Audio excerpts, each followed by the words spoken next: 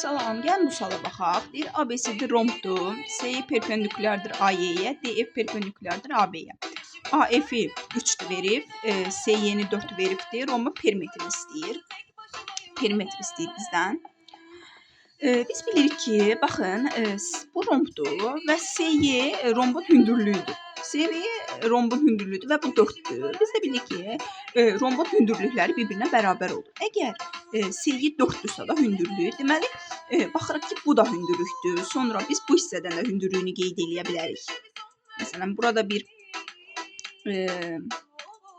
x desək, yəni bu da hündürlükdür.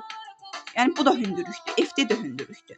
Yəni CE hündürlükdür və 4-dürsə da, deməli bu da 4 olacaq, bu da 4 olacaq. Çünki hündürlüklər rombda bir-birinə bərabər olur. Digər tərəfdən də Pifaqor teoreminə görə bura 5 olur da biz bilirik ki, 3-ün kvadratı plus 4-ün kvadratı bərabər olur 5-in kvadratına.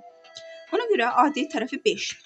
Sonra bizdə bu da rombdur. Biz də bilirik ki, rombun bütün tərəfləri bir-birinə bərabərdir. Əgər rombun tərəfini 5 tapdıqsa da, perimetri də bərabərdir 4A-ya. Yəni 4 bıraq 5-ə, o da eləyir 20.